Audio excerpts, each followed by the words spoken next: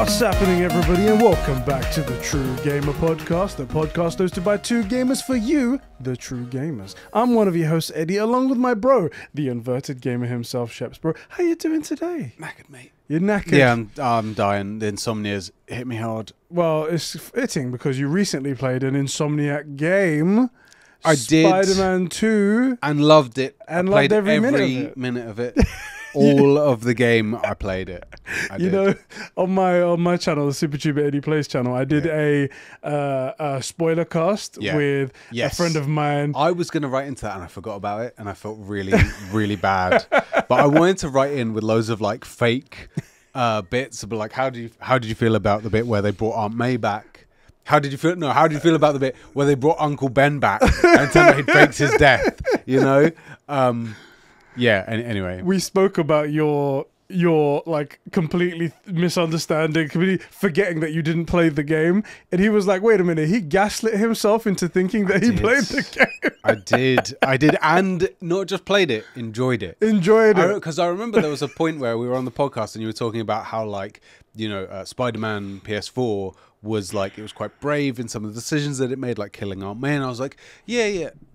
And then in my head, it's that scene where Aunt May in the Raimi trilogy is in the room and the room explodes. Yeah. And I was like, wait. Yeah, I do remember something like that. Yeah. Oh, they got Rosemary Harris for the game as well. I just, so, by the way, the fact that you know that, her name. She's by far the hottest one of all the Aunt Mays. Definitely. She's the one that everyone wants to sleep with. Definite smash. That's the only. She's like on my. It's like the same way that I know Anna de Armas. It's obviously gonna. It's just one of them things. If it's a choice between the two, sorry, Anna. Sorry, Anna. I prefer experience, a fine wine. Oh my god. And cobwebs. But other than that, you doing okay at least? I literally haven't slept for probably a full 8 hours this week. It's really rough. But I'm doing okay. I've got a bit of time into some gaming. More Baldur's Gate 3. Still epic. Yeah. So really enjoying that. Really enjoying that. That's really good. Yeah. But then I keep feeling guilty that I'm not playing like Phantom Liberty or a bunch of any number of other games. Well, I can't talk. I mean, I restarted my God of War replay. I started a God of War replay, I should say. Yeah. That I'm also recording for the other channel, and I didn't finish. I played Cyberpunk from the beginning so that I can dive into Phantom Liberty, and I just went, nah. You're like, yeah, off to the side. It makes a lot of sense. You're like, right, I'll replay Cyberpunk because it all works now. Whole new skill tree. I'll learn about it as I grow in the game, and then come into Phantom Liberty as like not a full spec V, but like a fully developed V with the cyberware that you want, the spec that you want, and you can like, because I mean, they're not going to bring some random upstart off the streets to help with this situation. So it makes a lot of sense so that you're ready for the DLC. And then you play different. I have this curse as well. Oh, I recently joined the website as well. I don't know if you saw my backlog. I did see that. Yeah. .gg. If you go to the website, you can sort yourself out as well. But all it did was just highlight how fucking stupid I am that I start games and then don't finish them. It's so bad. Bro. Yes. Just before we get started, before we get deep into all the topics we're going to talk about, because there are some really fun stuff to talk about today, let's thank some bros who support us over at patreon.com/Conbrosations. The super bros who support us at the highest tier. Thank you guys so much for your support. My juicy left nut, Sabine from Smallville, and Gamsmaster, the leader of the Empire, the fearless one, the great Lord Vader himself, step cousin, who we really don't want to see around, but it's the step cousin, man. It gets me every time. Step cousin, you know, is that even possible? I don't know if that is possible. How does that work? Do you adopt cousins into the family? I don't even know, but that's what he is. But he's been made a step cousin. Yeah. Thank you guys so much for your support, for help keeping the lights and mics on. Thank you so much, guys. Okay, bro. Yes. We are gonna start off with timestamps. That's what we're gonna do. We should do that. It's a good thing this is getting edited out of the podcast. This would be really tedious for guys to watch on YouTube, or even the audio versions to listen to. It's never gonna happen, unfortunately. Our first topic. Seamless. The announcement of an announcement of GTA 6 has officially happened, guys. We've officially had the pre-announcement of the announcement we of live, GTA 6. we live in a world where we make an announcement for an announcement that's going to happen of a game. Only that's Rockstar coming. can get away with this as well. Oh yeah, anyone else that does it, they'll be like shaming, they'll be clowning them online. But Rockstar, oh my god, this is amazing. The crazy thing, so I saw a TikTok. This probably doesn't mean anything to you, but did you back in the day? Did you see that Numa Numa Ye guy? No, This might have been a World of Warcraft thing, but this dude, there was I think it's Turkish or something. This song called Numa Numa Ye. okay, It's really bizarre, and this fat guy. Like, imagine the guy from the South Park episode of WoW, you know, like fat and yeah, by that the computer started thing. like dancing to this song and like mouthing the lyrics. It was like one of the first times anyone had really done that, Right. And like had no, you know how TikTokers have no shame; they do the cringiest shit in public. Oh yeah. He was the first guy to do that sort of thing, right? So we're talking like 2006, early YouTube, early Facebook sort of thing, Right. And someone in the comments was like, "We really got a Numa Numa Ye remake before we got GTA 6." And The amount of things that have happened before GTA 6 is astonishing. it is actually mind-blowing, and I'm also fully in the camp that thinks GTA 6 is never coming. It's still not coming. GTA 6 is going to be GTA 5 remastered. To be fair, okay, let me read out what they said, and you might think. Okay. Something. So Rockstar wrote this yesterday on Twitter. Yeah. They said, "Next month marks our 25th anniversary of Rockstar Games. Thank you to the incredible support of our players worldwide. We have the opportunity to create games we are truly passionate about. Without you, none of this would be possible, and we are also grateful to all of you for sharing this journey with us. In 1998, Rockstar Games was founded on the idea that video games could come to be an essential part of culture as a form of entertainment, and Yep. we hope that we have created games you love in our efforts to be part of that evolution. We are very excited to let you know that in early December we will be releasing the first trailer for our next Grand Theft Auto. Right. We look forward to many more years of sharing these experiences with you. Thank you, Sam Hauser." A tweet that got 163 million impressions, breaking the internet right there. The next Grand Theft Auto. Not specifically Grand Theft Auto 6, but the next Grand Theft Auto. In all honesty, it's probably what we think is probably going to be Grand Theft Auto 6. Maybe they might decide to drop the 6 altogether, and they might just be like Grand Theft Auto, which will add to the confusion and be totally like Xbox. But You mean like the way the recent like 5 COD names have been? It's like COD Modern Warfare Remastered, Modern Warfare 2 Remastered, Modern Warfare 2, Modern Warfare more moderner. the thing is, they didn't even do that. They did it even worse. They just went back to the old names. It's just Modern Warfare 2, Modern Warfare 3. And I'm like, those came out before. You can't do that again. Those came out. At least And if they were did good. Exactly. Anyway, GTA 6 is set to be revealed in December. Some people are theorizing that it's going to happen at the Game Awards. Yeah. Because that's in December. Although Rockstar really don't need an event to ever show off a GTA trailer. Nah. It'd be pretty much set the world on fire You whatever day could it drops. just post it to YouTube. Right. And with no tags, no nothing, on a brand new channel, and it will start. This tweet, the announcement of an announcement, set the internet on fire. So they could just drop it randomly on a Tuesday at 3 in the morning and be like, "Oh my god, this is the best thing since sliced 100%. bread." So how do you feel that we should be getting soon a trailer for GTA 6? Obviously, that'll be interesting. I guess my number one thing is what would make it GTA 6? So, like, for example, if it was like a not quite GTA 5 remastered, but closer to that than like a brand new game, like the difference between like GTA 5, Vice City, San Andreas, those are all very like vastly different things. What if it's not that different and they're like GTA 6? What counts as GTA 6? This is the big question, right? I mean, it's taken so long to come out, and GTA 5 is for some reason, like a global phenomenon.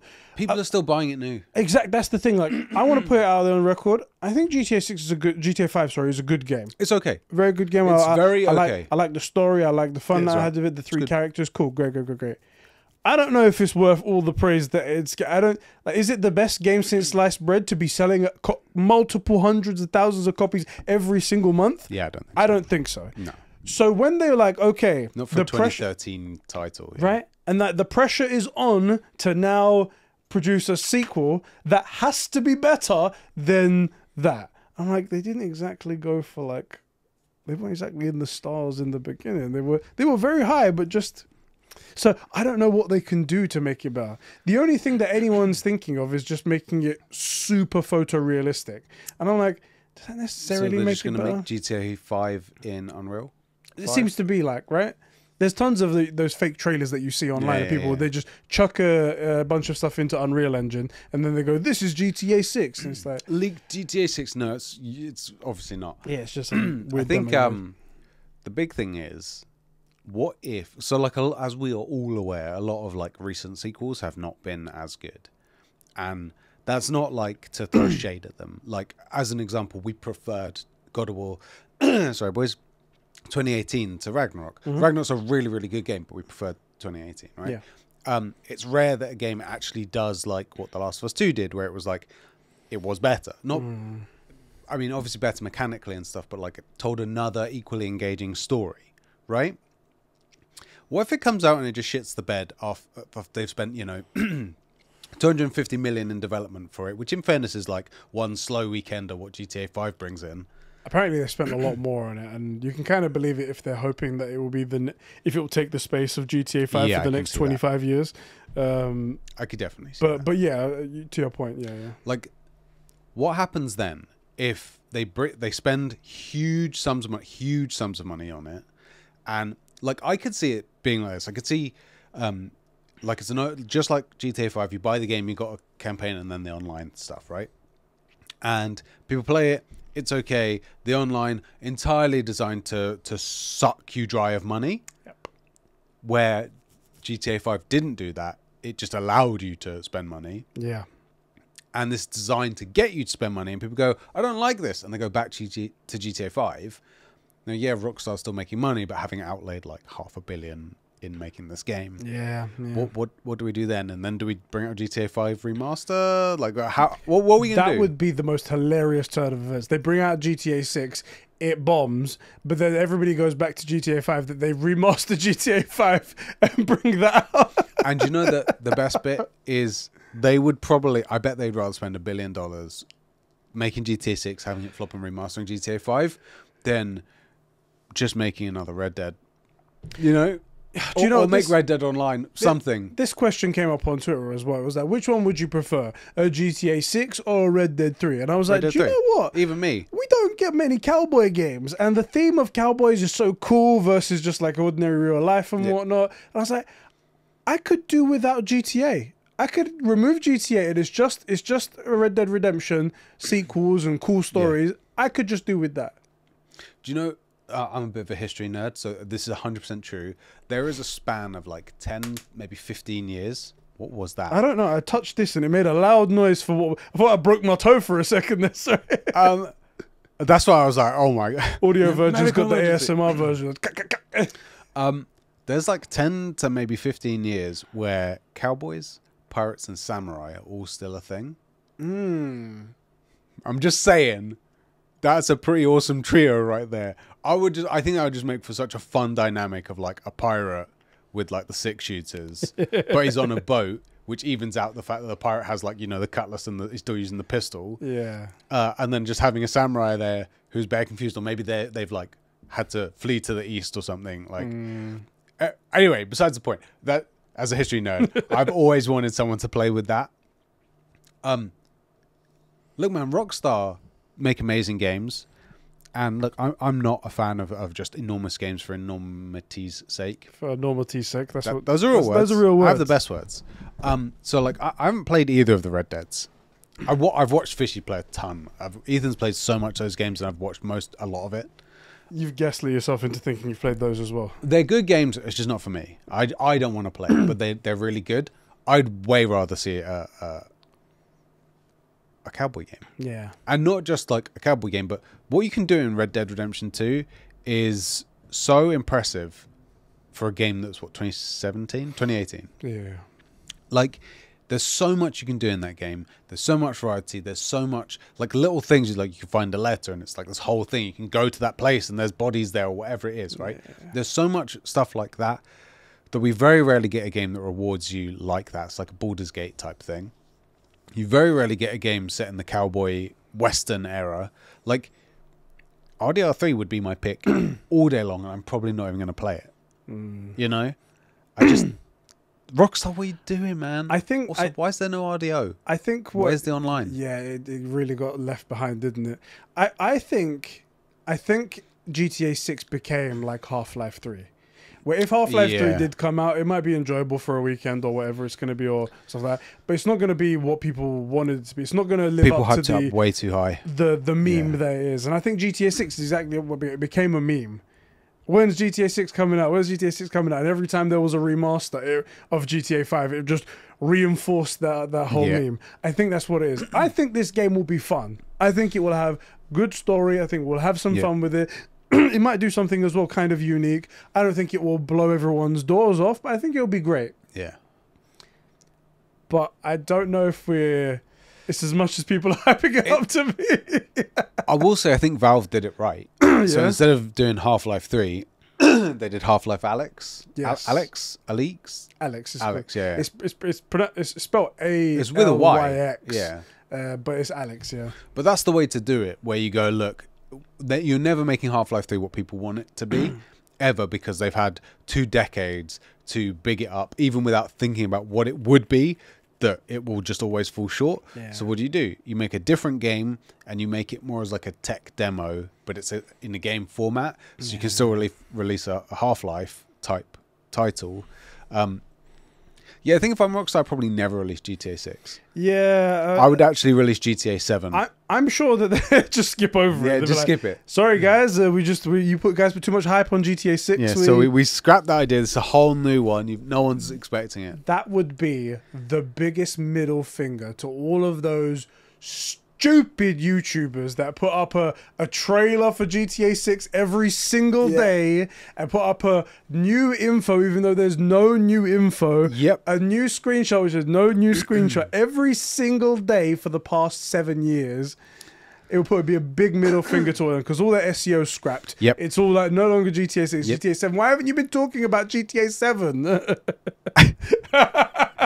These official leaks. Do it, wrong. Rockstar, do it. I will be really interested to find out where it takes place because maybe a year ago or 2 years ago at this point, I did some real like investigative journalism and found like there was a hip hop artist, which I think is different to rap, a hip hopist, who had been like commissioned to do stuff, but then it came out. It was for a radio station for a GTA game, but it might have been inserted in or for an online thing. So it was like, is it? Isn't it? And I'd be very keen to see what they do where it's set. I'd had this idea or guessed that it would be in Miami and New York, and thinking about GTA 5, that's ridiculous. It's too big. But then we have had games like Baldur's Gate, like RDR 2, which they made, where that could sustain that kind of size. So I'm really keen to see what happens. I'm probably going to go back and watch that video because I don't remember everything I said and see how wrong I got it. You was a regular Lois Lane right there. You was a proper investigative journalist. I proper was.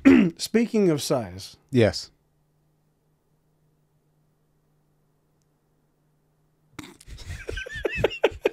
Audio versions like, what happened to the podcast? What happened to the podcast? People like crashing on the road. Why is this not playing? What about size? Ed, what were you gonna say? Ed, did you cut it out? Did you cut it out of the podcast? Speaking of size, I put out a tweet. Yeah.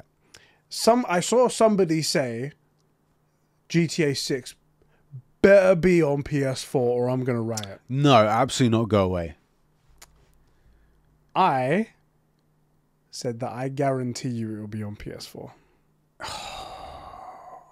I guarantee you folks right here, take this to the bank, put my name on it, sign it, seal it, lock it away forever, that GTA 6 will come to PlayStation 4 as well as PlayStation 5, as well as the next console and the console after that. Because Rockstar have invested so much money. Yep. And the way that they've tried to wring us dry in the past with terms of GTA 5, GTA Online, there is no way in hell they are going to be completely satisfied with the 90 million consoles that are sold at the moment, and then all the PC people. They're going to be like, there are 120 PS4s out there, and there are people like 15 Xbox Ones, 15 Xbox Ones out there, and there are tons of that's kids 121 million and 15 consoles, and they're like, how are we going to turn away that many potential customers, that many potential $60 sales, and then all the GTA Online microtransactions, etc. I bet you £20 right here, each of you that are watching, every view that we get, Jesus £20. Christ, no, it's not coming out Patreon. I bet you all it will come to PlayStation 4. I don't think it should. I want to make that very clear to you. I don't think what the loading time's going to be like. Think about what GTA 5 loading times are like. Mate, GTA 5 You're loading going to die of old age. It's the worst. It's actually the worst. So imagine what it's going to be like on PS4 for GTA 6. It's unless they do like some cloud processing stuff, but that's never like really panned out properly. Saving grace, there's already like 45 million PS5s out in the wild. It's not enough for them. It's not enough. It's not enough. But if they're looking at this as like a 10 to 15 year long game, maybe. I just think that it's far too alluring to say there's 100, even though that all of these consoles are still not functioning anymore, and these aren't users, they're sold consoles. There's 126 million PlayStation 4s that could potentially buy our game. Yeah. What did we say? 46 million, something like that. I think it's 46 million of PlayStation 5s out there. I'm gonna do times it by $70. Because everybody's gonna buy it, of course they will. Everyone will buy it. That's 3.2 billion. Not enough. Not enough. In fairness, you did that wrong. You need to then times that by 3 or 4 because these people continue to just repurchase the game. Oh yeah, it's true. But even then, 10 billion, not enough. If the rumors are true, they've spent close to $1 billion on this game. They want to see 70x fold because that's what they've been used to. In the first year. That's what they've been used to in the past. Yeah. That's the like. For example, Red Dead Redemption 2 sold fantastically well. Yeah. Dropped support for that, didn't even bother looking back, didn't make a PS5 version, didn't do anything because it was not enough. Yeah, I don't understand. Somebody in the financial department at Rockstar needs to just wake up and smell the coffee. Not every single game can be GTA 5. It's like they're up their own arse, isn't it? They're like, we only make $100 billion grossing games, okay? How much has GTA 5 made? Go on. Give me numbers. So it's the second best-selling video game of all time, over 190 million copies shipped as of 2023. 8 billion worldwide revenue. Now, I think that is the cost of buying the games. Yeah. What does it make a month? I'll tell you something funny. 53 million copies of Red Dead Redemption 2 were shipped. Yeah. And that's still not enough for them to do anything with it. That's massive. That's a commercial failure, that is. Why even bother? Why even bother looking at Red Dead Redemption again? So this is all evidence to support my hypothesis that it's definitely coming to PS4. Giuseppe wrote in and he says, let's hope GTA 6 won't come to PS4, but knowing Rockstar, they'll release it and re-release it for PS4, PS5, PS6, PS7, PS8, and so on. I just don't see it working. No one's going to be happy. Well, this is the thing. I think Chris said to me, he was like, no, surely it wouldn't be able to handle it, right? And I was like, they will make it work for the PS4. And whatever happens, they will sacrifice stuff from the current gen version. I'm really worried that you're right. Just to get it to work on the PS4. So if it does come out on PS4, we'll have to live with knowing that this game that everyone's been waiting decades for was sacrificed from the get-go. Yeah, 100%. You remember how pissed 100%. off we were that God of War Ragnarok was coming to PS4? Yeah. That times 1,000. Yeah, oh, for sure. Yeah, for sure. Absolutely. It's God damn it, you're right. Yeah, you know You're right. that. You're right. People were trying to clown on me when I wrote it online. I was like, "You idiots, you naive fools." Yeah. I can see the future right now, and I can tell you that GTA 6 is coming to PlayStation. They're gonna 4. say, on PC where it's like not required settings, but minimum settings. Yeah. Or hardware requirements. They're gonna say like recommended PC spec, PS5, Xbox, whatever that they call it, X, will run on a PS4 and Xbox One. And I want to see the load screen times of a day of release PS4. You're talking about a console that somebody reasonably got in 2013 before GTA 5 launched, right? I want to see the load screens. I'll have to put the video on 2 times speed, because it'll be a 5-minute load screen. Like that's the thing. I want to know, did anybody ask that guy who said, "I'll be so angry if it doesn't come to PS4. Are you not happy with the PS5, with the GTA 5 load times?" Right. How much more time do you want to spend waiting? 1,000 times worse. How much more time do you want to spend waiting, bruv? That is... Oh, you're right. Do you remember when we had this conversation about whether or not games should come to previous gen when we've moved on to the next gen? Yeah. And there was a ton of people that were like, people who haven't moved on to the PlayStation 5 yet, they shouldn't be out of this game. I was like, this has never happened ever in any console generation ever before. Ever. Not once, ever. Ever. And now you're demanding it as if like it's a big thing. Are you happy now? I know you're going to be like, oh, well, it's different because it's like multiple years down the line. True, that is true. But they're doing it for the same reason. So the people that don't have a PlayStation 5 can still buy the game. And they're going to get... And now we're all going to suffer. You happy? You happy? Like you said, this is the only generation where any of that's ever happened. And all the generations previous were very, very good.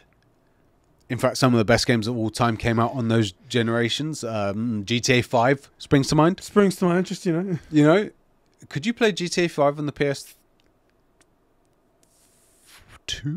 No, PS3? it launched on the PS3. I think it was about 2 or 3 years before the PS4 was coming out. Okay, cool. And then they remastered it a couple of years into the PS4. So you couldn't play that on the previous gen. Yeah, it's just... Yeah. Also, you've got 13 years to catch up. Do you know what I mean? And get a PS5. Vit wrote in, and he said, one concern I have with big games like GTA is that the hype around it is so high that the studio doesn't need to invent something new, just reuse previous game formulas and sales will be off the charts anyway. I think that's true as well. I think they really don't have to do anything, and it's going to sell gangbusters. And that's kind of what I'm trying to dampen everyone's expectations for, because I'm like, I don't think there's anything they can do to like reinvent the wheel or anything like that. If it was a fantasy game, then you're like, oh, maybe they can do something fantastical, like imaginative and whatever. Right. But it's not. It's it's grounded in real life. So what can they do? Yeah. Anyway, we'll have to see, I guess. We'll have to see. Was there anything else you wanted to say about GTA before we move on? No, I can't believe we're still talking about GTA. Yeah. Yeah, it's going to be huge regardless of whatever we say here, but everyone just keep your expectations in a cool area, Yeah, I agree. Let's go into this chill, and if it's amazing, awesome. And if it's not amazing, go back to GTA 5. Just go back to GTA 5. I mean, they want you to anyway. Bro. Yes. This is the True Gamer podcast. Coming to your eyes and ears every Sunday, most every Sunday. Sometimes we make this podcast. At youtube.com/conbrosations1. and on podcast services around the world. If you're watching on YouTube, hit that like button, subscribe to the channel, and hit that notification bell so you get our podcasts and videos each as and when they happen. That's it. And if you're on podcast services, head over to Spotify or Apple Podcasts and rate us 5 stars. It really means the world to us. And I hope you guys enjoy what you're hearing. Let us know if there's any issues, anything like that. If you want to take your support an extra step, however, if you want to take your support an extra mile, head over to patreon.com/Conbrosations and kick us a couple of bucks a month, which help keep the lights and mics on the gaming going. And if you go to the $5 tier, you get this podcast the day it's recorded, and you get your name read out as a true gamer. True gamer. Just like Gams Master, Sheps' Krusty Right Nut, Sab2557, Gerald Tucker, Mikey T, Fishy, Alpha Aquilele, Dagenham Dan, Cobra SS, Adam Sunling, I've read his name backwards for some reason, Adam Sunling, Max H, and Super Whale Ben. Thank you guys so much for keeping the lights and mics on and the gaming going here at Conbrosations. Thank you so much. I just want to quickly check something out, because I did ask some people for for comments and stuff over on Spotify if they were there, and I have been leaving questions and stuff like that. And there is someone that I've seen, Biohazard, my man. Sorry that if you felt like I've been ignoring you, but I've seen your messages, just to be clear, here. He has seen them. He's been talking to me every week and saying this guy Biohazard keeps leaving comments. I'm just gonna not mention it for, I think it's been 8 or 9 weeks. Oh shit! Wait, that's about 4 months. No wait. Oh wait, that's no, 8's 2 months. Shit. You're fake. But Biohazard, thank you so much for writing in over there. I've seen your stuff, and I'm going to start to incorporate them into our conversations. One of them, for example, we told us to talk about Tears of the Kingdom. We haven't played that, so we can't talk about that. But we can talk about it. You just got to know that it's completely made up. We could talk about it. The last one, for example, he's saying that the episode was perfect. Thank you so much about that right there. What drugs is this guy on? And he does want us to. I saw another comment as well about him talking about Tears of the Kingdom as well. Do you know what? I actually have someone coming round in a couple of weeks who has played Tears of the Kingdom and who's a big nerd about it. And I think I'll talk to her so I can get her like impressions on it and maybe talk about it on the podcast. Cool. She's not into like doing podcasts or anything like that, but at least we can get words from someone who actually knows. And if you want to leave your thoughts, feel free to leave it where you've been leaving these comments, and I can always read them out on the podcast if you want to. Or if you're following on Twitter and whatnot, I do put up a thread every now and again, so you can talk there. Anyway, thank you so much, bro. We appreciate you coming back every week. And yeah, if you want to kick us a couple of months, feel free to. If you don't want to, though, totally fine. Watch on YouTube, watch on Spotify, rate us the 5 stars, stuff like that. And it really helps us out that way as well. We just like you guys being here. Okay. Our next topic. PlayStation are rolling back their plans for a live service games. Previously, they had plans for... Great news. Great news, right? Great news, guys. Good news, everyone. Previously, they had plans for 12 live service games before 2026. Yeah. And they have rolled that back now to 6. I'm guessing that's after the whole Bungie situation with Last of Us Factions. They kind of made them a bit scared that... Okay, you're really good at making video games and you've made great video games in the past. You've got a good batting average, but it doesn't mean you're the best at everything. So also, it's a different kind of game, ultimately. Yeah, fair enough. Exactly. So this comes directly from it's VGC. So Sony has confirmed it's delayed half of its 12 live service games planned for release in the coming years. And, quote, they say, "We are reviewing this. We are trying as much as possible to ensure these games are enjoyed and liked by gamers for a long time." And I guess they've figured out that they don't have much sticking power, and that's the whole thing. How do you feel about that?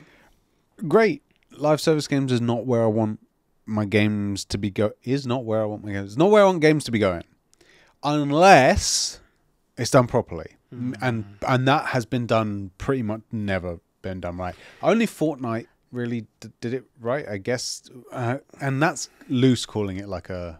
It's a low success rate for games that come out. Like Ubisoft have been trying so much, and I think their closest success is Rainbow Six Siege, and you don't hear too much about that. It's very popular amongst people. Yeah, but like the people that play it love it. It's sort of like Destiny. Yeah. People that play it love it, but it's not Fortnite. And that's what they're aiming for. And like you said, it's very niche and like very low hit rate. So like we mentioned Destiny, but that hasn't been cheap to get into, right? It's quite a high barrier bar to get in. Rainbow Six, very niche. I would argue that's very niche. Yeah.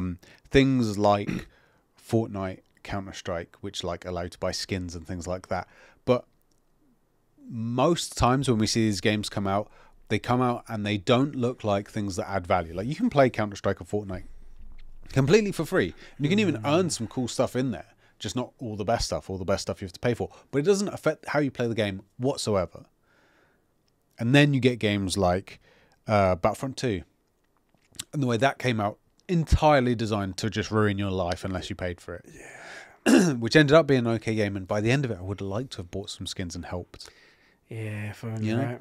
But it seems like when they come out, they are always predatory. They're always there. The microtransactions aren't ways to help you enjoy the game more. Like Fortnite, as an example. That's a really cool skin. I want that. I would enjoy playing that, especially because I'm playing a third-person game. I'll see it every time I play. That's cool. They seem to be designed to try and soak up every ounce of happiness and money you have. If it's done properly, I'm okay with it. I'm not against it. The games cost money to run, and if I'm having fun with it, I want to enjoy it, you know. But yeah, I don't know, man. Where do you stand on this? I am also very happy that they're rolling it back. Yeah. However, the reality of it is that especially with this Microsoft deal with Activision Blizzard being sold to Microsoft, they need a live service game of their own. we said that like the amount of money they're making purely off of just their cut of sales off of Call of Duty was funding so many PlayStation first party games. Yep. You guys have no idea. So people, when they were complaining, they were like, why is PlayStation complaining so much about this? Is because it was a huge sum of money every year that they could count on that they did zero work for. And it was funding their first party games that were selling consoles, that were keeping them in the business and where they are now. They need something like that. Yeah. And ideally, if they can make their own live service game, then they don't run the risk of that happening in the future where Microsoft buys them again or someone else buys them. And then they take 100% of the profit rather than just that 30% that goes on top. And I think, unfortunately, it's inevitable. It's from a business standpoint, you cannot argue that having a live service game of your own is a good idea. It's just something that there's too many pros and not enough cons to be like, okay, we can't go down this road. So from a business standpoint, I have to accept that that's just inevitability. It just makes sense for them, and I'm okay with. So from that perspective, and I did actually forget that Microsoft owns COD now. Yeah, and when they make it exclusive, they will. Of course, they will. Yeah. I mean, but they've already had such a huge year with Starfield and Modern Warfare coming out, and you know, such big and impressive games. Everybody's really enjoying them. You're right. Those games can make so much money that it just makes sense. I would hope that Sony needs to lean into what they do well, which is making high value stuff. So like, we don't suck Sony's dick because we like the company over Microsoft. We suck their dicks, and of course we do, because it's where the best gamer juice comes from right now. What the hell? Well, sorry, we have one technical problem. Man down! Nothing happened. No, nothing happened. Nothing happened. As I was saying in the middle of the thought that I haven't lost, they make so much money. Oh, high value games. Right. Didn't lose that thought at all. The reason we like Sony is because, as I said, all the best gamer juice comes from there, and what they do with those games is just deliver a huge value in story and entertainment. And if they do the same thing, but they go, for example, live, we'll say like a shooter, like a Fortnite or called. I guess we're doing black screen. I guess you're going to... Yeah, Sheps is black screen, everybody, from now on. Also, boys, for Conbros Day, we suddenly have the desperate need for another camera. It's overheating for some reason. I don't know why. Why? We've got AC on. I'm wearing a coat specifically because of that. And also, we've done this many times before and it's not overheated. But, okay, we're just going to have to continue like this for now. Cool, I don't have to worry about the camera. High-value games, right? So let's say they come up with something... Sorry, that was me. Go on. With something like a Fortnite. I'm like, oh, God, everything's beeping. Everything's beeping. If they come up with something like a Fortnite, but they say, look, we're just going to make it a really fun shooter, and we're going to spend a lot of time on some really awesome skins. You'll be able to get 1 or 2 for free just by playing. If you play enough, you'll unlock it. But, you know, a competitive sort of market rate battle pass, or maybe even cheaper. Just say, look, it's really cheap to play this game. Like, there are ways to do stuff like that. Sure, fine, okay, you know, but focus on making the game component good, not the money soaking component good, and then it will make more money. That's what I think anyway.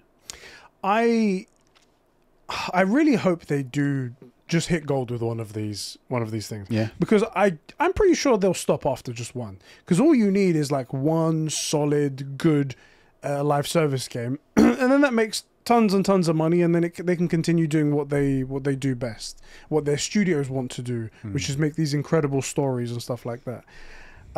It's just, it sucks that it's a reality that they just have to try. We clowned on Ubisoft that they were just chucking stuff at the wall. We're going to clown on PlayStation for doing it as well. We understand the reality of it, but yeah, it's a case of they wouldn't have to. If COD hadn't been bought, they would just scrap the live service games. Yeah. But now they have to try because it is only a matter of time. Because Xbox doesn't really believe that when we all play, we'll win. Yes. That's not a thing that they believe. That's the thing that they say. They say a lot of things. Also, can I quickly jump in with a point right there? Because that first line, when we all play, we all win. Originally, it was said after during a conversation for accessibility. Yeah. And every time I brought it up, people were like, "You're using it out of context. It was meant to be like accessibility when like more people play, like even disabled players, when they play, we all win." However, he since used it at the end of when the ABK deal closed. Yep. So it was not meant for that. No, that was not what his meant was. Is that he thought that it was a cool line and he delivered it, and you guys all you lapped it up, just around the mouth, and you just all took it all in, and now you look like idiots. So enjoy the executive that you guys are all sucking off.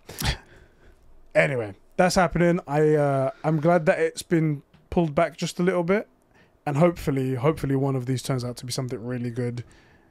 I hope that Last of Us Factions game turns out to be really good if it ever comes.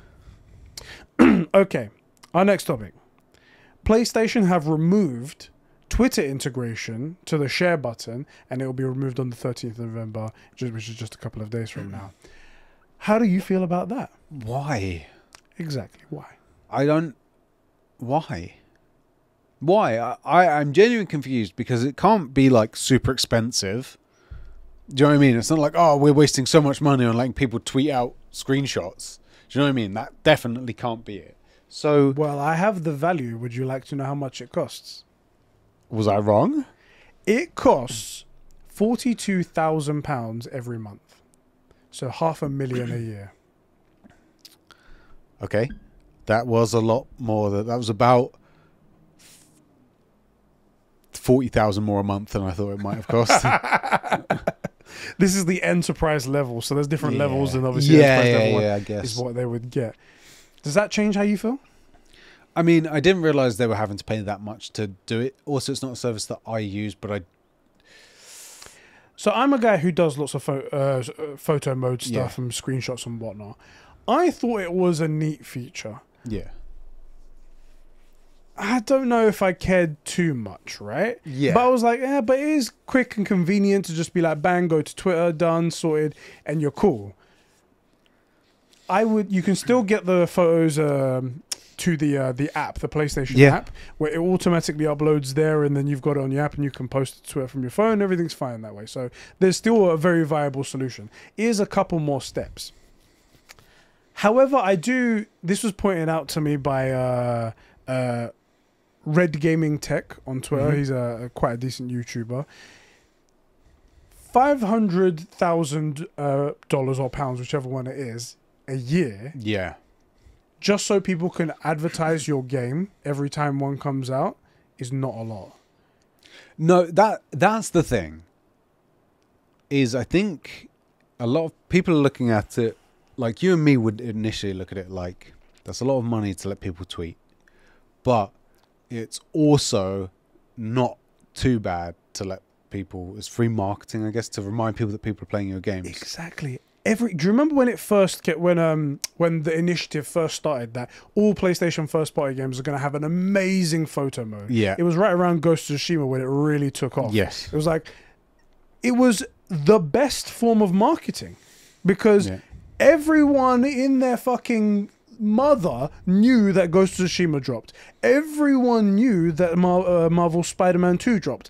Everyone knew that God of War Ragnarok dropped because people were posting videos, posting photos. It was all over the internet, and that just spurred on more sales. Yeah. So paying $500,000 for everyone to do the work for you is really not that much when you think about it. On the other hand, they are still doing regular advertising anyway. So this is an additional cost at the end of the day. And boys like Much and oh god, who's the other guy that makes that guy. Those guys. Basically, I'm looking at the camera still. There's guys on Twitter that make these incredible, like, you know, take no damage, beat the boss in Elden Ring type movie things. Yeah. Or like Much is one of those who makes these incredible transitions where he'll be like fighting a Thunderjaw, and then like his Aloy will roll away and she'll roll into like a different thing using different kit. They're awesome. Those aren't made on the PlayStation. Yeah. Right? They're capturing all that footage, editing it together, and then uploading it. So, and I would say those guys probably get about equivalent to what the average person tweeting out their stuff gets. I'd bet they get half or more of all the impressions of anyone tweeting anything about Sony games. Yeah. In terms of like, oh, look at this photo mode stuff. And by the way, this is someone with an audience of people with incredible talent in the photo modes. Like some of the stuff you guys have made from RDR to Ghost of Tsushima, like it blows me away and I freaking love it. But I think, one Much is worth like 10,000 of them. Yeah. This is a weird one. I'm conflicted because it felt like something I wasn't using it, but I had it for free. I had it. This was a feature I had. Yeah. And now I don't have it. If you think about it through a different lens, is that one of the main things that the share button did was share things to Twitter.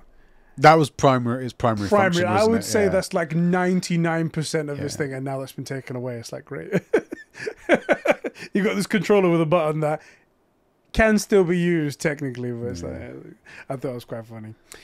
All right, that's that. Is there anything else you want to talk about the share button or the integration? No, I think I would like to know how you boys are feeling about that, especially because so many of you are so passionate about the photo mode. Yes. But because I also follow some of you on Twitter, I don't know why. Don't ask me. Don't tweet me. I don't want to talk to you. That's not true. I see more of your photo mode stuff on our show and tell Discord room than I do on Twitter, but I could be missing it. So I'm curious how important this feature was to you. And so this is like, so you and me are really good at this of like separating our feelings about a thing from the thing itself. Yeah. Right. So like, quick example, give us one all the time. Elden Ring. I freaking hate those games.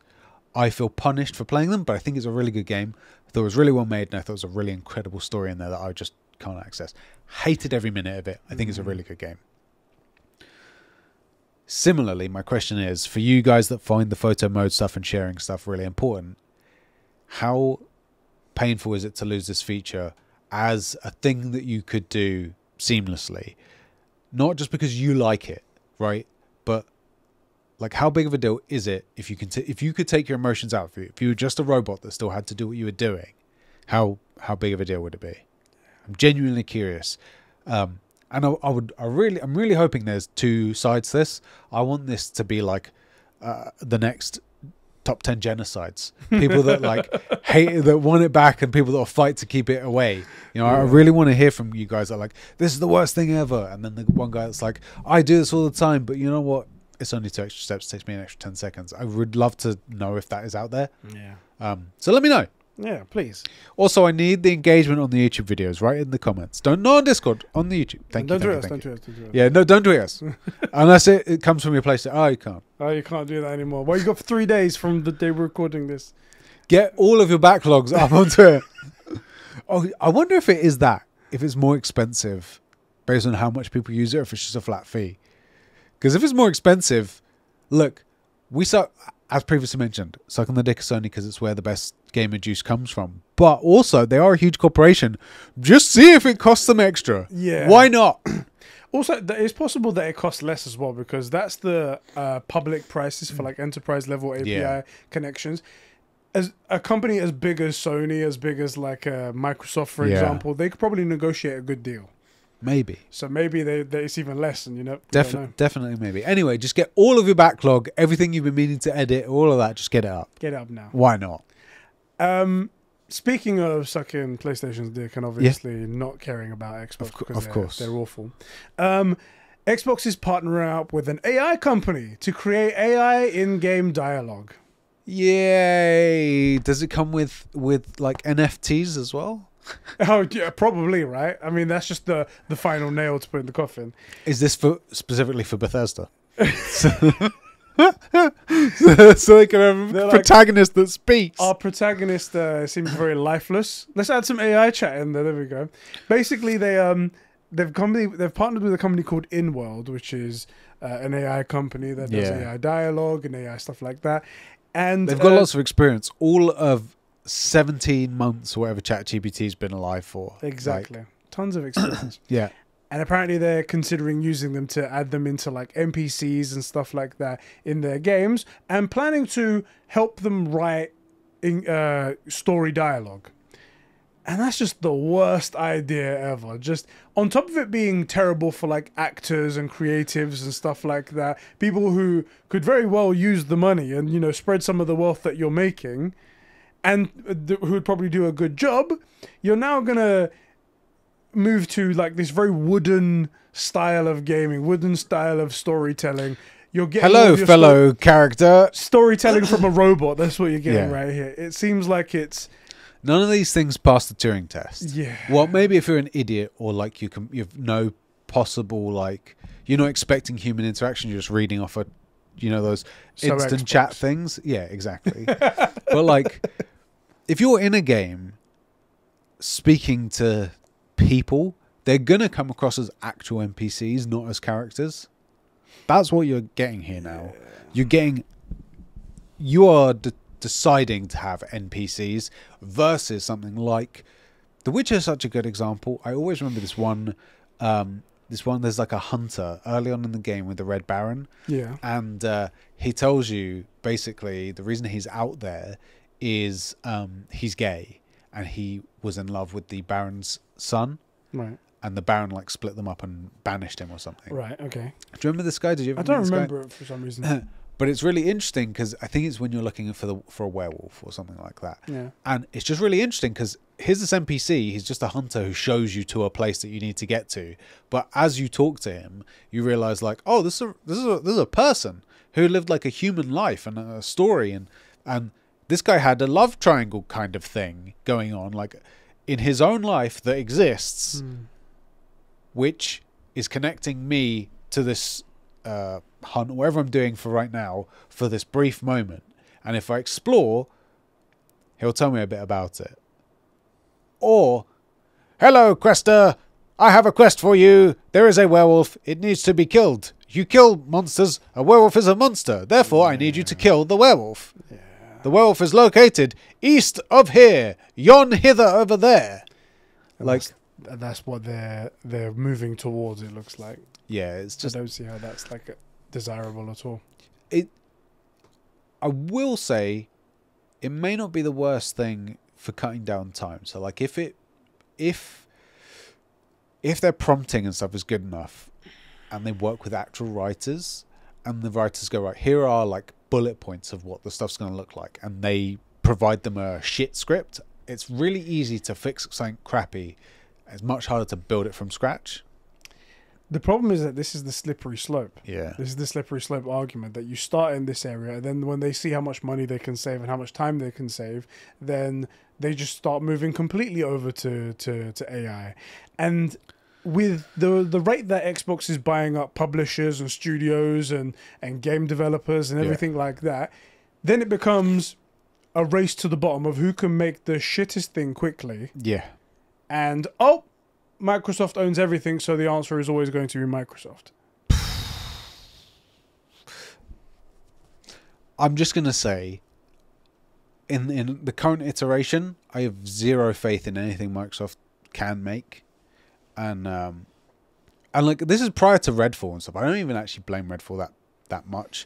Let me rephrase that. I blame Microsoft entirely for an Xbox for Redfall, not the guys that made it. They released it. There's no amount of apologies will fix They the fact managed it. that They managed it. you allowed it to go out of the door after playing it. You saw it. But worse than that, because actually, like, Redfall, I think Redfall's a better game than Starfield. Not because Starfield's bad, but because we still talk about Redfall. As like That's a good point. We mentioned Shit, that's it, a good point. right? Oh, fuck. And again, like, I do think Starfield's got potential. I want it to be good, but it would be like a Cyberpunk, but it didn't have any polarization like Cyberpunk did. That's my guess. No. But going even further back than that, Halo Infinite. That's not a good game.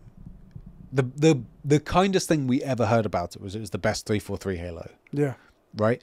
And even that recently, I'm hearing people go back on that and go, no, actually, do you know what? Halo 4? Was Halo 4 343? Yeah, Halo 4 was I think people are saying Halo 4's campaign was good. Halo 4 was okay. Yeah. It was very not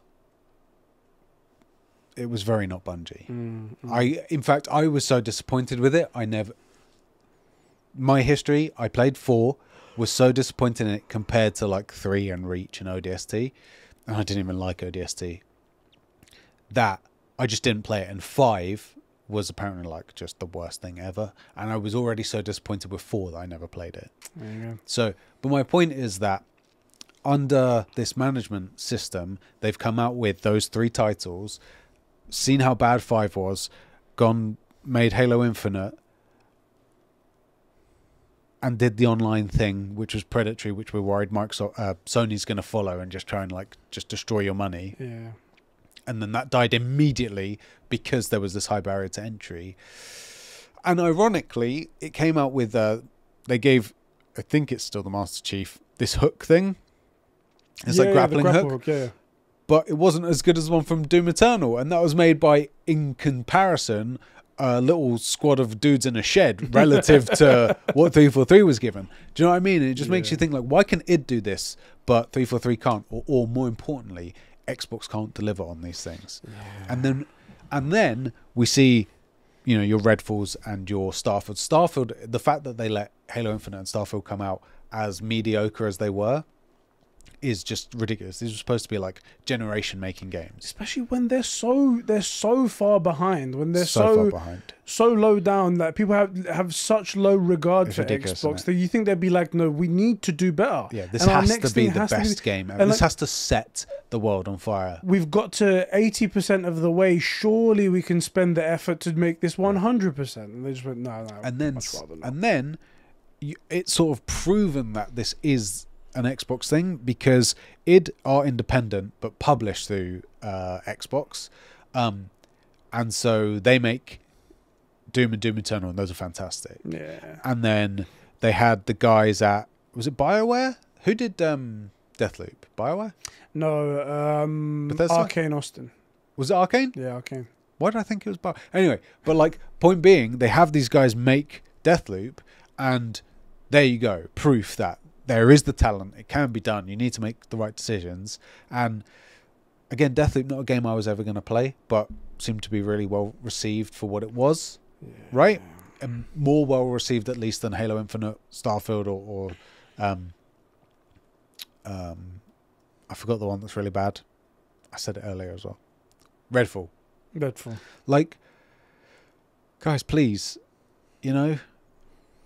please, just what are we doing? Anyway, Sony, you need to learn a lesson from Xbox. Just manage your own thing and don't do a Halo Infinite. Yeah. And Xbox, you need to learn from yourselves and stop doing what you're currently doing. Just stop doing you, and do your customers. Do your customers. They want to be done.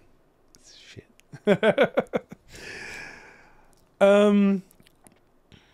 What was this topic about again? Oh, the AI thing. Yes. Yeah, it's really upsetting to hear that, especially because they're phoning it in. There are people that also want to do great jobs. There are so many passionate people out there, and instead they're like, oh, this will save us some money. This will save us some money. And we've got some further points as well to prove that Microsoft are trying to save money wherever they can secretly. I guess because Game Pass isn't doing so well. So yeah, that's that. I think the big thing is they have the money. This is sort of like them spending $70 billion on COD and then going, well, we don't have the money for writers now. Right? Like, it's kind of pathetic, but also equally, like, if you phone in your product, it's going to come out subpar. People are not going to buy it. Like, what do you expect? Yeah. Anyway, let's move on to our next topic. Depressing stuff, but it gets more depressing as we go on. Yeah. Xbox are taking away the free Game Pass perk from its employees. Well, they were until Phil Spencer came in and saved the day like a hero with a cape. Yay, Phil! Yeah, so the news came out that employees, they were kind of pissed that they got an email saying that they will no longer be receiving Game Pass Ultimate subscriptions for free as being a part of the Xbox Studios family, the company. Sorry, I'm going to turn down this AC a little bit because it's getting a little bit cold in here, and you might hear a beep. Beep! There you go. A day afterwards, Phil Spencer came out and he said, I've looked into this, I've reversed the decision, and employees now continue to have the benefit of having Game Pass Ultimate for free. Two things. One, was shitty in the first place to remove it from your own employees. Yeah. They work for your company, they're bleeding green everywhere they go. People are employed because they make you more money than they cost you. Right. Yeah. So give them the benefit of that, right? Allow them to have this one benefit. Second of all, the implication that Phil Spencer came in like a hero to reverse this decision implies that he doesn't know what's going on in his company. Because how did this happen for you to come along and be like, I'm back, guys, I'm here. Sorry, I was just, I was very busy in the bathroom. That's a very good point. You're supposed to be the CEO of the Xbox division. How did something go on in the Xbox division that you didn't know about? Them cutting this, and one other thing that's coming later. Actually, I'm going to save it for that. I'm going to save it for that later. But is that not? Did you get that feeling as well? It does feel like he maybe didn't know. I will say with a company this size, and I hate to say in fairness to Phil Spencer, why would he know about every little thing going on in his company like that? Why anyone thought it would be a good idea to just remove that benefit when it costs nothing, considering that totally aside from this, from a totally different Discord that I'm in, I sent you a guy who was he got the Game Pass for his PC for $1 for 14 days, so $2 a month. So you guys aren't really saving that much, but you're giving other people these things for next to nothing. Your own employees, you won't give it. If we're worried about a couple dollars, let's say the team is 1,000 people, so $2,000 a month. Yeah. You want to save it? turn the lights off at night. You're saying much In a more, building, right? in a building that size, turn the lights off at night. Do you know what? Yeah. Have the servers, the internal servers, cycled down for 3 hours at the non-peak times. That's 200 million there. Like, get over yourselves. Yeah, it's Game pretty Pass. stupid. It's Game Pass, and in fairness, devil's advocate Yeah. for my previous devil's advocate, double devil's advocate, Double devil's advocate. Yeah. devil's advocatist. Maybe none of them were using it. It's a good point as well. Who knows? Maybe they looked at the behind the scenes data and they were like, "This guy isn't fucking. This guy is what? 90% of these guys do not give a shit. All right, fucking take it away." Yeah, take it away. Because that is 2,000 a month or whatever we said it would be for someone to not use their shit service. So, you know, yeah, no. You previously said maybe Phil Spencer didn't know that was going to happen or something like that. I'm going to move on to our next point and then round back into that. Okay. Xbox's rewards program. Do you know what the rewards program is? No. So it's a program that they have whenever you buy games, whenever you basically do anything on Xbox, you get rewards, you get points. Yeah. And it all goes into a wallet, and then you can use that wallet to those points to buy things. You can buy games, you can buy all kinds of stuff. One of the main things, this is one of the ways that people get the main ways that people get Game Pass subscriptions is that they save up all these points, and then at the end of the year they spend it on a year's worth of Game Pass Ultimate, and then they get it effectively for free. Right. And that's kind of how Microsoft say that we've got a full price customer because they use these points and technically they go at the full price. They've reduced what you get in return for the things that you do, the number of points that you get. Right. In the Xbox Rewards program. Previously, just for getting an achievement. Yeah. Just for playing the game, you get an achievement. Like you play the first act, bing, you get points. Cool. Used to get 50. Now you get 5. Ouch. That's 90% reduction on points that you used to get. That's a big drop. So I know you want to circle this back into Phil, but Phil fucked Phil fucked himself here because they can't keep paying customers. And now they're going to lose people that they could put down as paying customers. Yes. Like Here's the issue. Do you remember I think it was about a year ago, something like that, they were trying to up the price of Game Pass, Xbox Live. Yeah. They went, we're doubling the price of Xbox Live Gold. And people went, the next day, Phil Spencer came in like a hero and changed it. Sorry, I didn't know it was happening. Same. Yeah, with you. I didn't know it was happening. I didn't know that we were changing our core service. I'm coming in like the slightly white knight that I am, coming in to save gaming. Okay, hurrah. Phil Spencer is a hero. Xbox is taking away Game Pass perk for employees. Don't worry, guys. Phil Spencer's coming again on his horse with his shining armor, and he's here to save the day. I'm reversing the idea. And now they've cut the rewards program effectively to nothing. Yeah. They're trying to find places where they can save money. Yeah. Because at the end of the day, this thing isn't profitable. $70 billion on something that they're going to now have churn out crap games. They're spending. They have to cut some sort of corners somewhere or make some money somewhere. And they're trying and trying and trying. I don't think it is that Phil Spencer didn't know what was going on. I think he was fully aware of what was going on. And they had the idea that maybe they do a U-turn if they're big enough of a backlash is presented. Yeah, if we can get away with this, let's do it. And Phil Spencer's just taking the PR opportunity to be like, I'm here, guys. I'm one of you. I'm your boys. I'm here to save gaming. Remember, when we all play, we all win. I said that. That was me. I wrote that in the controllers. Do you know what it is? Yeah, that's me. I'm the guy. Remember, hero. Those guys are the bad guys. I didn't know anything about this. He's feigning ignorancy, feigning like not knowing what's going on in his own company to act like the hero. It's funny, he could only do that because of who the core base is, which is Xbots. Because the rest of those would look at it and go, oh, Phil's coming in to save the day. The reality is, people that look at it objectively go, this guy didn't know that they were doing this to their core service. How do you know? Imagine that's like the CEO of Toyota coming out and being like, hey guys, that fourth wheel being removed? No, we're keeping it. 4 wheels on every car. I didn't know they were going to take a wheel off it Sorry, I didn't and know. go to a Morris Minor design. But no, we're not. We're scrapping the tricycle car. Yeah. 4 wheels. We know. I heard you. It's such I didn't know it was going on in my company. I didn't know that they changed the design of every single one of our core products. Hero.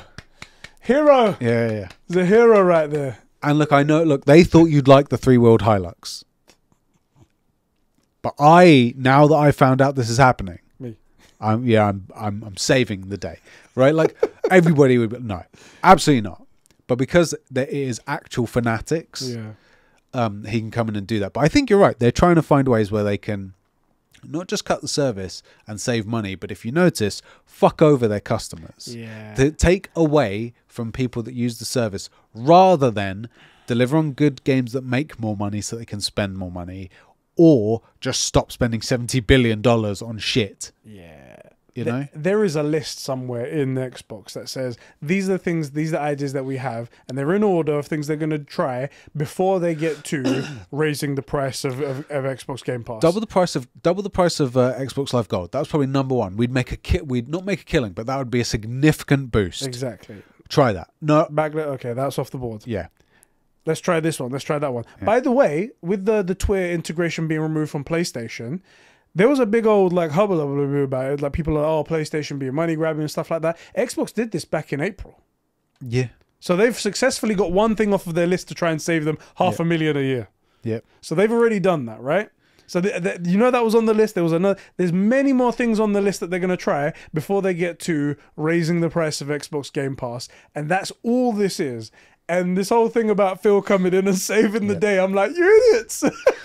Yeah, no, it's clearly just like I'm your friend, guys. Remember, I'm your buddy. Yeah. We were at that so and so's wedding together. Come on. It's you're spot on. You're spot on. He's coming in to look like he's saving the day, and they're gonna do another one of these. There'll probably be 2. I reckon we're getting 1 a quarter at this point, aren't we? Like every 3 months, maybe half a year, they try something dodgy. Yeah. And then Phil people either don't complain and it goes through, or they do complain and Phil goes, I didn't know they were doing this. I was completely unaware. I wonder how many times it's going to take now for people like, wait a minute, you said you wasn't aware of this last thing. It was like, Phil, do you know what's going on in your company? What's going on over there? Phil Spencer is the ultimate. He's the ultimate image. He's a good image for Xbox. That's all he is. Yeah. So I think it was I think I deleted it here now. There was a news article about how now that they've got ABK, apparently Mike Ybarra, who works over at Activision, said that previously we had to, every time we had an idea, we had to go all the way up the chain, and it took so much time and went through so many people, and it was hard. It was so many hurdles to get over that it never happened. Yeah. Now we've come in. Microsoft is saying that they've given us full control over whatever we want to do, so we can go do that. And then there's also a picture of Phil Spencer at Activision frying up pancakes as like a welcome to the company type thing. Hey guys, this is going to be fun. It's like he's literally like, I'm just here to make people, to say like, you know, make it look like everything's going all hunky-dory and everything's all happy, and I'm not going to do any work in the background to actually get anything done. I'm here to make games and serve pancakes. I'm all out of games. Right? So pancakes it is, guys. Anyway, I thought that was quite funny. Anyway, so that's the current state of Xbox as well going on there. That is actually all of the news that we have for today. So thank you everybody for sticking us with that. Thank you. Let's kick it over to Swole's speech. Okay. Over on Twitter. He says, "This sounds very fun. I would like to hear some insight or your thoughts on the recent iPhone innovation in terms of mobile gaming." I wanted to read this one because I felt like I had something to say about this. Is this reasonable? Is it here to stay? What comes next? Do you see a future where gaming is more mobile than traditional? Thank you. Thank you for writing in there, Thank you, bro. I think we're at an interesting point. Yeah. Because, as I said, the last iPhone reveal, they did a big old thing where they were like, oh, gaming on iPhone is amazing. It can do ray tracing. It can do this. And I was like, wow, how? Like, this is amazing. This is unbelievable. And they showed it running, and I was like, this is running quite smooth right here. And it's all to do with the custom chips that they now make over at Apple, where everything they make is their own, so they can tailor everything to just the best thing. Super efficient stuff. And I was like, wow, this is great. I have yet to see it, but if it is everything they claim, I have a newfound respect for mobile gaming then, because you can put actual games on there rather than like Flappy Bird and shit like that. Yeah. I don't think it will take over traditional, but it will give us gamers, us traditional gamers, another way to play our fantastic games. Imagine if it syncs as well, like your save syncs, just like it does with the PlayStation Cloud, for example. And then you just pick up Death Stranding when you go on the road and continue your playing. I think that sounds fucking fantastic. There's still the pain points of controls and stuff like that, but... The way you make it sounds good. Am I too much of an optimist here? The way it'll actually go, like, I don't even need to say it. I know I'm like Mr. Negative now. I don't even need to say it. The reality is it's not going to go that way. You know it won't. Because, do you know why I retract that? There is so much money to be made from mobile gaming. And I mean mobile, not handheld. Yeah. Mobile gamers spend a lot of money. On average, like the average person buys something.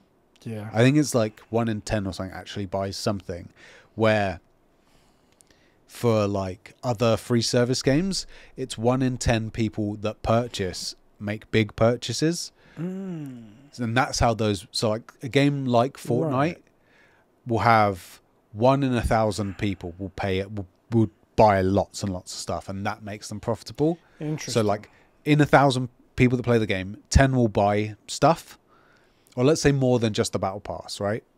And they'll buy skins like here and there, and one person will just buy everything that they see. And that's same for games like Candy Crush. No, sorry, that's not true for games like Candy Crush. Although there are those whales who just keep paying. Yeah. Most people go, 5p, yeah, okay.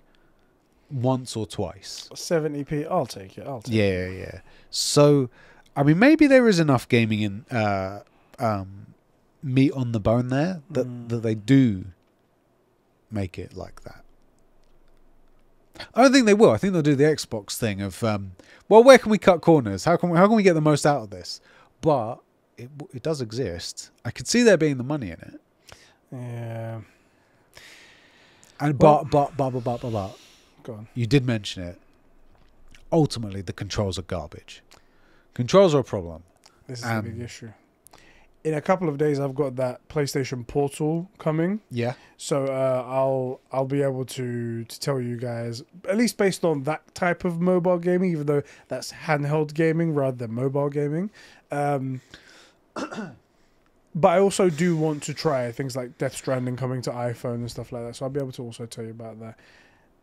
I think it's interesting. I'd be very curious to hear your thoughts on Death Stranding mobile because of how big of a Death Stranding fan you are.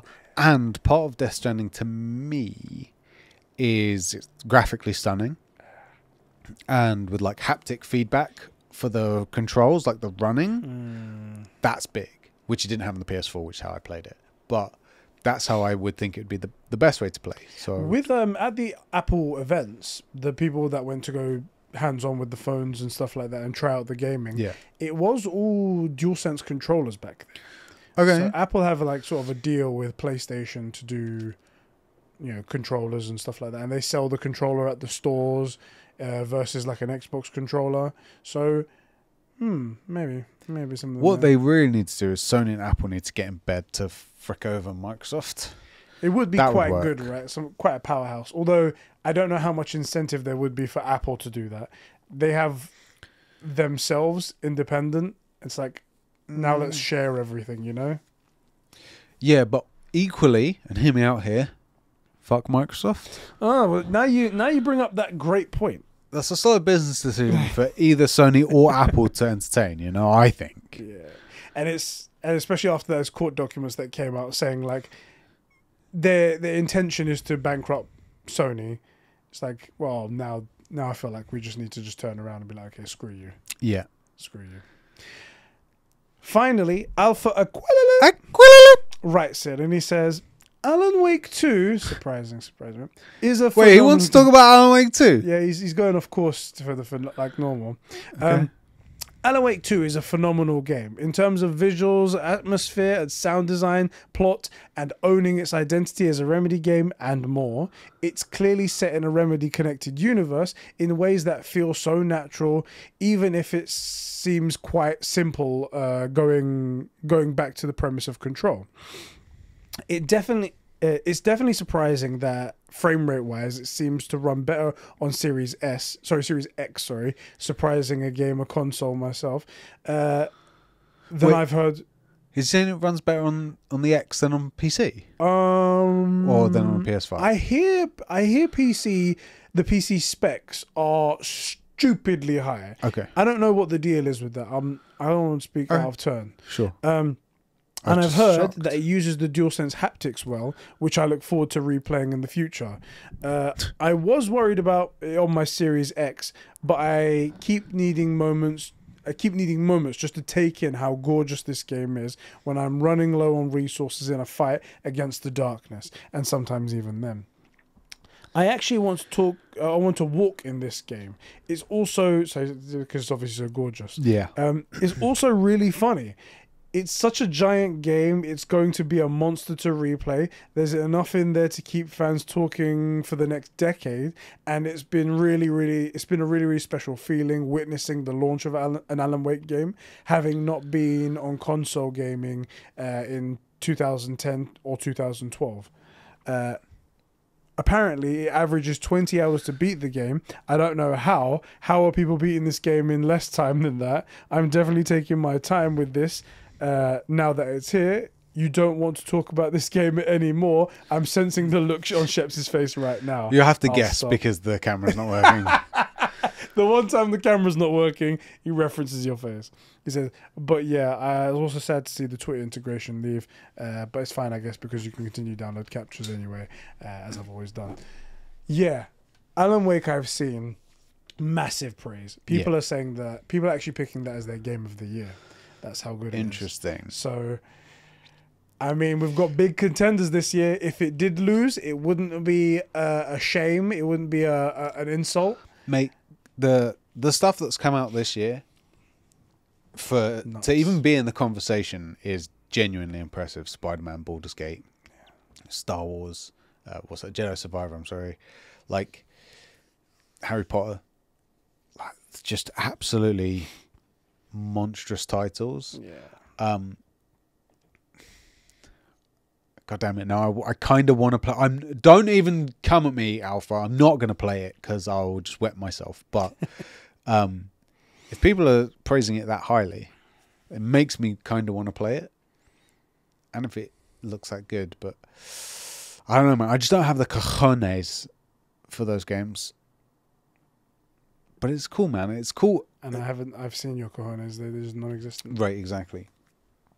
But it's cool that we've had a few titles come out. So, like, in Baldur's Gate and Alan Wake, so you got, like, what's that, Larian and Remedy, who, you know, realistically, they're small. They're small. Small niche places, relatively. And they're bringing out, like, freaking contenders. It's cool. It's very cool to see. Very cool to see. That's all the topics that we have and all the comments and whatnot. I want to end it on something fairly spoilerish for Spider-Man 2. Yeah. So if you don't want to be spoiled by anything, feel free to move on. It's not actually specifically talking about the story, but it's talking about what's coming up in the future. But I do reference something that happens at the end of it. So feel free to duck out now. You're not going to miss anything else. This is the end of the episode. But if you have played the game, you can stay and we can talk about it a little bit more. I'd like to hear what you guys think as well. Enough time? Cool? All right. It recently came out that future Spider-Man games, Miles Morales will be the main protagonist for those games. Some people got a bit upset by that. Yeah. Saying like, Spider-Man, we're here to see Spider-Man. When you think of Spider-Man, you think of Peter Parker. So that's what I want to see. And then also there's tons of setup within the game of Green Goblin, things like that in the future. So it's like those are Peter's villains. So surely he's not going to be there. Now, when I first saw it, I was like, I don't know why you guys are in a bit of a hubbalaboo about this, because clearly what this is trying to say is that, like how Spider-Man 2 was predominantly a Peter Parker story with Miles Morales on the side helping him and also doing some cool stuff, it's going to be slightly reversed, where it maybe even starts off as like this is a Miles Morales type thing and then he goes on. And in fact, they kind of set it up that way. They're like, maybe you should take care of the Spider-Man stuff for a little bit. That's the way the game ends. And I've got some other important stuff to do over here that's equally as important, but at least there's a Spider-Man out there to do the job. How do you feel about that? What's your thoughts on that whole idea? So, if they had said, which has the same function but comes across differently, we're going to make the Spider-Verse games next. That would be way different. That's the exact same thing as we're going to have anywhere from 1 to 3 games with Miles Morales. Do you think anyone would complain about that? Absolutely not. No. Absolutely not. I do think I saw something recently that this is probably to do with there's a family probably that was heavily involved in creating Spider-Man, Peter Parker, who this happened previously where they sued whoever it was, Marvel or Disney or WB or whoever it was, for the rights to that character, which is why they switched to another character to play that title. So it might be that the family of whoever that designed Peter Parker actually has a copyright claim to them after it's expired. So that's why they're moving over to Miles Morales. And I think that might be why they, like, I guess, invented Miles to begin with. However, as someone, like, I've been preaching we should do a Pete Miles split for ages. Yeah. I don't like the idea of having just Miles, mainly because Peter Parker is Spider-Man. And I think it opens you up to a world where people just go, it's a diversity hire. Even though Miles Morales is, at least at this iteration, the one we have from like Spider-Verse and the games, great character, brilliant, fucking great. So good. But I think if you say, right, well, we're, and or you don't nail the handing over the torch scene. Yeah. I think there's always going to be some people that think that. I guess the only way to overcome that is to just do it so well. You have to put all of your effort into it and do it really well. And that's all you can really do, right? Whenever you're making anything, to be honest. But also, I feel like had we, for example, the last game, Miles is in it, and then we got the Miles Morales DLC. And what we should have done is made 1 or 2 games where people are like screaming out for more time as Miles, and then say, okay, well, here's a Miles game then. You've been asking for it, and then it's like the best one ever made. Yeah. And then they say, okay, you guys really liked it. We're gonna do Spider-Verse, and that means that you'll play as Miles, but Pete's still gonna be there because it's Spider-Verse. And then you get a couple of those, and you easily sort of logically, organically transition to Miles as being Spider-Man, and then I'd also then do another Pete game and be like, look, Pete's not gone. But Miles is our guy because we can do more with him. He's younger. There's fresh storytelling angles. Like we can't tell a black story with Pete, but we could do that if we found like a good way to do it with Miles. I think I think just to get everyone's minds right, I think it's pretty stupid if anyone thinks that it's actually going to be a Miles only game. I think it's ridiculous. I think it's very much clear. He had his own movie and there were 2 Petes. Yeah. If you played the game as well, at the end, which you did as well.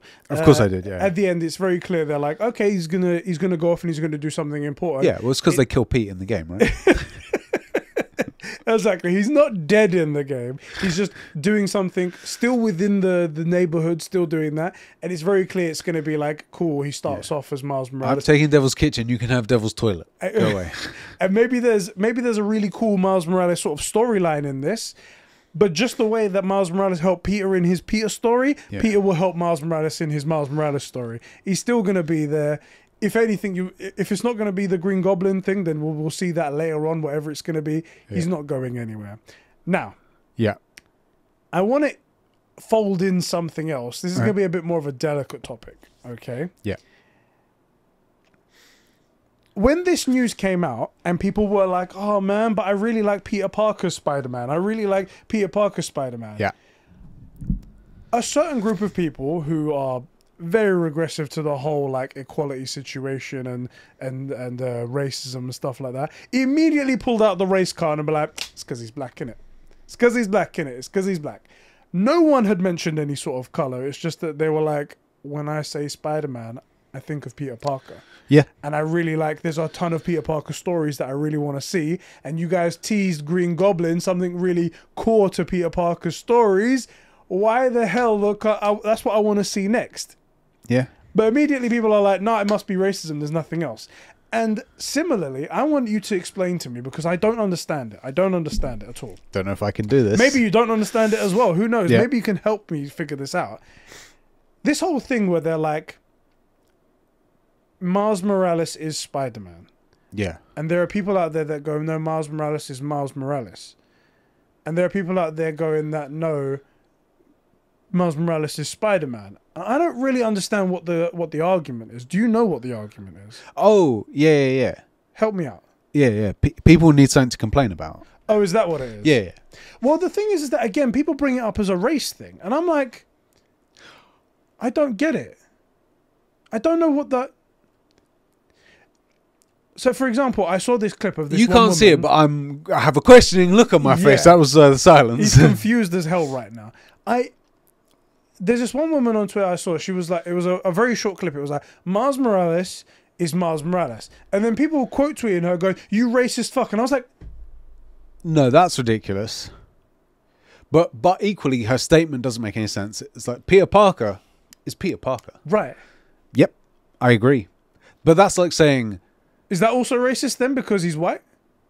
It does the point. Well, first of all, Again, those people crying racism, they're stupid. They need something to complain about. Yeah. But so is that. The comment doesn't make any sense. The comment isn't stupid. It doesn't make any sense. Yeah. That's like saying Clark Kent is Superman, Calvin Ellis is Calvin Ellis. Calvin Ellis is Superman and Clark Kent is Clark Kent. Like, what are you? You're not saying any. You're making noise with your mouth hole. When I heard this whole argument, I originally thought it was like people trying to say that, like, people trying to say when they think Spider-Man, they think Peter Parker. I do. Right, that's what I do as well. Yeah. And people were trying, and somebody was so offended that it's like, no, Miles Morales is also a Spider-Man. It's like, yeah, he's also a Spider-Man, but it's not the Spider-Man that you think Correct. of. If you go to buy a comic and you say Spider-Man, maybe you find a super fanatic that loves Miles Morales, but they hand you a Peter Parker Spider-Man. Yeah. And when you think of Spider-Man movies, you think of Peter Parker Spider-Man movies. I still think about Miles Morales and the Spider-Verse and all that sort of stuff. Probably the first one at least. Probably the best standalone Spider-Man movie. Right. Yeah. But I don't think about it because of racism. I think about it because it's a great movie. That's what Spider-Man. What?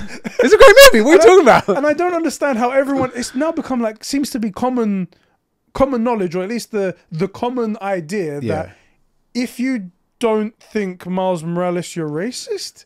And I don't get it. No, that's stupid. I don't understand what's going on. I really need someone's help on this. I'm sometimes worried. I don't tweet this stuff out because first of all, we can't have a good conversation on Twitter. Second of all, you only ever attract the worst people when it comes to these kind of conversations. And they never treat you with any respect trying to have a discussion. So maybe someone can explain it. The thing is as well, especially in text, they think they're talking to a racist and you're asking questions and what they hear is like a racist going, well, then what about this? And what you're actually saying is, well, what about this? Right. Why is it racist to say that Miles Morales is Miles Morales, but not racist to say that Peter Parker is Peter Parker? I don't understand the difference. They hear a racist saying, you know. I just thought it was like... I will say there is a section of this. So my understanding, and this is from the comics, the original Miles Morales was very much, in a worst way possible, a pandering attempt, right? So they made him black, biracial, gay, everything. And also, for the record, if the Miles Morales that we see in these movies is gay, I wouldn't care, although there seems to be the Gwen will they won't they thing. Yeah. But that original attempt was seen very early on as like they're the opposite of whitewashing. You know, like they kill Pete, they throw in this black, gay, biracial, you know, all the key words. Like it's the propaganda, Alex Jones, tinfoil hat, right? And then they go back to the drawing board. They bring out the Spider-Verse with Miles, and he's just a great character. Yeah. Like when I think Miles Morales, I don't think, oh yeah, a black guy. I think, oh yeah, Miles Morales is a great movie. He's a great character. And then I'd have deep down that list is, oh yeah, black kid, Spanish mum or whatever she is. I think she's Latino. Yeah. Yeah, something. Puerto Rican. Okay. Yeah. Like that is so far down my list because Miles Morales is a great freaking character and he's written so well and the acting's so good, the movie's so good, and he's so good in the games. See, what it could be with this whole like everyone claiming racism and whatnot is that it could be a bit like the what was the Star Wars Obi-Wan Kenobi woman called? What was her name? Reva? Reva, that's it. It could be like the Reva thing where like they're definitely is someone who's got a problem with you because of race issues. Yeah. There's always going to be people like that. There are people that didn't world. like her because she's a black woman. Obviously. Yeah, and the same thing probably goes here. There are probably people who don't like Miles Morales because he's black. 100%. Yeah, there's plenty of There's no shortage of racist people in the world. Of course. But maybe, just like the Reva thing, they've taken... I hated Reva because they pandered. Exactly. And because she wasn't written well, it was just so bad character. Like, if they had written her, you know that scene where she's taunting... Let me just Sorry. Yes, Star Wars. Yeah, you got me on what I'm thinking is that maybe they're taking just that someone has done this, and then they're blanket statementing it over anyone who has a problem. Anyone who doesn't like it has to be just like that first person. I personally haven't seen any racist comments towards Miles Morales, but I don't deny they exist. However, when someone goes to me, it's like, oh man, it's like, oh, I'm not going to play that. I want to play a Peter story. People are like, racist. I'm like, do you not understand the significance of that kind of accusation and how even if it's true, that's a really big accusation. And if it's not true, you're really devolving your argument and the people who actually are suffering from racism. It's so dumb. I don't get it. It's ridiculous. And I would say it makes less sense because unlike Reva, Miles has been done so well. Right. Whereas with Reva, the problem with Reva is they tried to force her on you. And they didn't care how they did it. Where had they had more scenes like her taunting Obi-Wan at the in the crates, a few more scenes like that, written her just a little bit better, been okay with her being a bad guy. But this is the problem: the people that wrote her and tried to force her on you will not tolerate the idea that like a black woman minority, she's probably gay as well. Like that's who was thinking of her, that she could be evil, she already gets redeemed in the show. Yeah, in 8 episodes. She gets like redeemed. It's not really her fault. No. She should have been evil. She should have been like Darth Vader in those first couple movies, right? Just this oppressive force. But it turns out there's a couple of things that, like a couple of loose threads. If you pull on them, she will unravel. Yeah. And I would have begged for more Reva. Give me that Reva. Yeah. But things like they tried too hard. Like, the rooftop scene where she's like flipping and doing all these weird barrel rolls to get down when she can just drop and just stalk the person, right? They tried too hard. They should have just had her be awesome. And that's what made Miles good. They didn't try to make Miles great in the Spider-Man games. They didn't try to pass the lantern to him in the DLC. They just made him great. Yeah. Right? They just wrote a really good character. And that's the same in the first Spider-Verse movie. They just wrote a really good character, right? Yeah. And then they could do, well, actually, this is a really cool story. Spider-Verse is a really cool story. We can't tell it with Pete because he's got to die, but how can we have Pete be in it? We'll use Miles. And you just write a kid that has all this stuff happening to him, and it's a really great story. And what happened? All of us went, that might be the best Spider-Man movie I've ever seen. Yeah. I want another one. I want more Miles. Oh my God, they made a Miles DLC. Oh my God, Miles is in Spider-Man 2. Oh my God, they're going to make a Miles game. Because it was done right. Yeah. You don't have to force it on people. Because the reality is most people don't care. Most people don't look at the world through that lens. Most people don't go, oh, look, it's a black guy. My list, like, for example, when I say Peter Parker, white guy, so far, it's at the same point of Miles being black and Hispanic. Does that make him mixed race? Is that what that... Whatever. His race, they're both way down there. Yeah. I don't care. Like, it doesn't impact me. It doesn't impact the story. I guess you could do... There are some things you can do with Pete that you couldn't do with Miles and vice versa. Yeah. But, like... The more interesting thing is their dynamic, and Pete's Pete and Miles is Miles. Spider-Man. They're Spider-Man. Like, exactly. So it's insane to me. Like, the reality is most people, most fans don't care about Most people that. don't, yeah. You know, and I was saying initially the original Miles was like everything pandering, right? If this Miles is gay, one, they'll have to do it really, really well because there seems to be this very obvious will they won't lay with Gwen. In the Spider-Verse movies. Yes, in the Spider-Verse movies. Is he gay in the games? I don't know. I don't think we've had... Oh, no, he was... No, well, we don't know if he's bi or anything like that, but he's shown interest to a lady. Okay, cool, yeah. Like, again, also don't care. Right, like, for example, Pete, straight guy, you're Mary Jane or Gwen, but, like, I'm there for the Spider-Man. Yeah. I don't really, like, it's cool. The thing is, it makes sense to have love interests, right? Yeah. And that was my beef with Ghost of Tsushima with Jin and What's-Her-Face not smashing on that tower the day before the big battle. Because it makes sense. It's less human if they don't. Yeah. It makes sense to have love interests because ultimately they are men, still people, right? Still human. So you got to tell a human story. Yeah. But I'm there for the superpowers, man.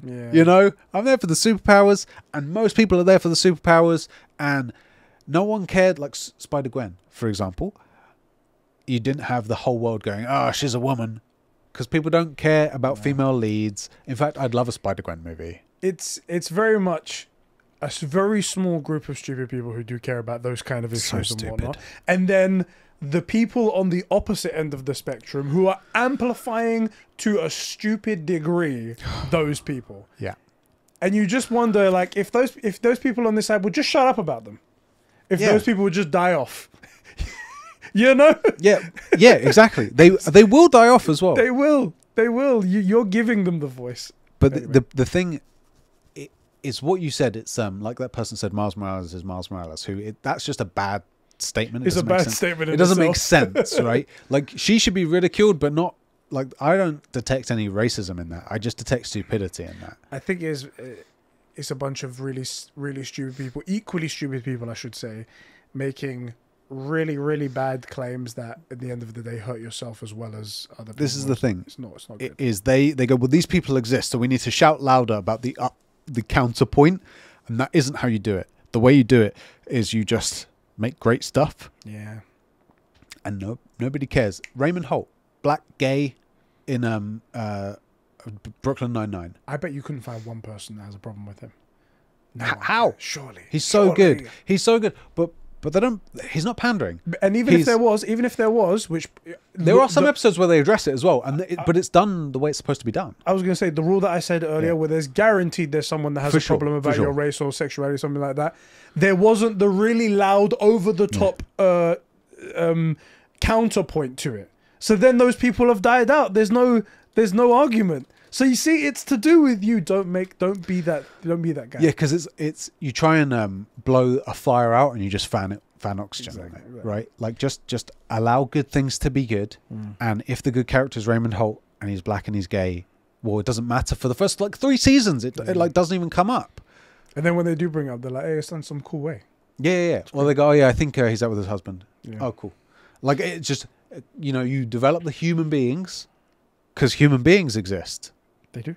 It's crazy, isn't it? Turns out. Like, it's just so frustrating to me. Anyway, we had a good discussion here. Let us know in the comment section if you have anything more to add to that, if there's anything we haven't understood about it. But just one little side note, that suit that they put Miles in at the end is arse. Goodbye. You have very strong Spider-Man suit opinions. I do. Do you know what's funny is you're not a racist, but you are a Spider-Man suit racist. I am a suit racist. Supremacist. Supremacist. Hello, my name is Eddie. I am a supremacist. That's going to get clipped out there. There we go. That's what we've done, lads. I'm so glad I'm not on camera for this one. Yes, this is great. All right, that's all we have time for today. Thank you guys so much for tuning into the podcast each and every time we put them up. We'll see you guys all in the next one. Bro, I'll catch you in the next one. Bye. They can't see you. They can't see me. It's just you sitting here awkwardly. Shit. Oh.